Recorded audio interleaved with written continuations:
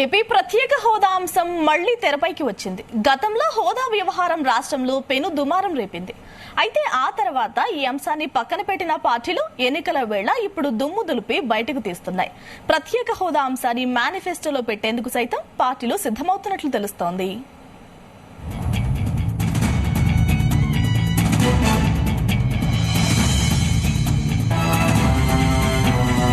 2019 ఎన్నికల సమయంలో వినిపించిన ప్రత్యేక హోదా పదం ఇప్పుడు మళ్లీ తెరపైకి వచ్చింది. ఏపీకి ప్రత్యేక హోదా అంశం ఎన్నికల వేళ చర్చగా మారింది. టీడీపీని కార్నర్ చేసేందుకు అధికార వైసీపీ మళ్లీ ప్రత్యేక హోదా అస్త్రాన్ని సంధించింది. అంతా చంద్రబాబే చేశారు, ఆయన కారణంగానే హోదా వెనక్కిపోయిందంటూ ఆరోపించారు. స్పెషల్ ప్యాకేజీకి అంగీకరించి హోదాను అటకెక్కించారని మండిపడ్డారు బుగ్గన.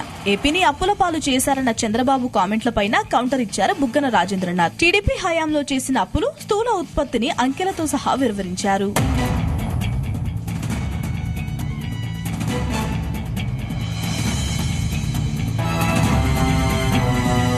ఐదేళ్ల చంద్రబాబు ప్రభుత్వంలో 22% అప్పు పెరిగిందన్నారు మంత్రి బుగ్గన.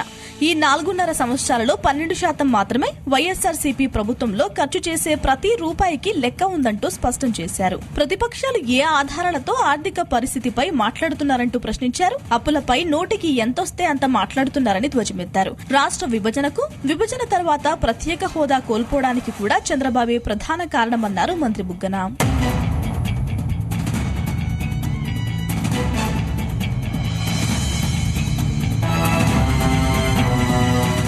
పార్టీ ప్రారంభించిన సిబిఐ మాజీ జేడీ లక్ష్మీనారాయణ జనవరి 26న ప్రత్యేక హోదా నినాదంతో కార్యాచరణ ప్రారంభిస్తున్నట్లు ప్రకటించారు. హోదా స్థానంలో ప్యాకేజీ పేరుతో రాష్ట్రానికి నష్టం చేశారని ఆరోపించారు. హోదా ఇవ్వకుండా కేంద్రం చేస్తున్న అన్యాయంపై పోరాడే దమ్మున్నోళ్లే కావాలన్నారు ఆంధ్ర మేధావుల ఫోరం అధ్యక్షుడు చలసాని శ్రీనివాస్. హోదా కోసం నీతి, నిజాయితీతో ఎవరు పోరాడుతున్నారో ప్రజలు గమనించాలన్నారు.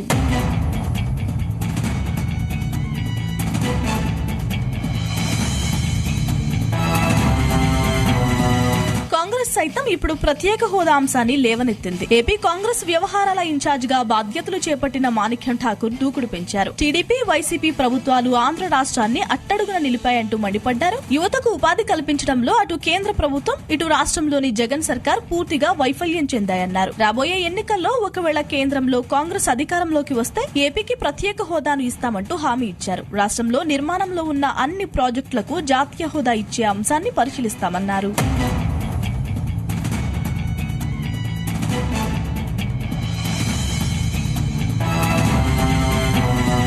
అటు చంద్రబాబు సైతం తన సభల్లో 2019 ఎన్నికల సమయంలో జగన్ ప్రత్యేక హోదా కోసం చెప్పిన వీడియోలను ప్రదర్శిస్తున్నారు. ఇటు బీజేపీతో టీడీపీ, జనసేన పొత్తు కోసం ప్రయత్నిస్తున్న వేళ హోదా అంశం తెరపైకి తెస్తున్నారు. చంద్రబాబు ప్యాకేజీ అంశాన్ని గుర్తు చేస్తున్నారు.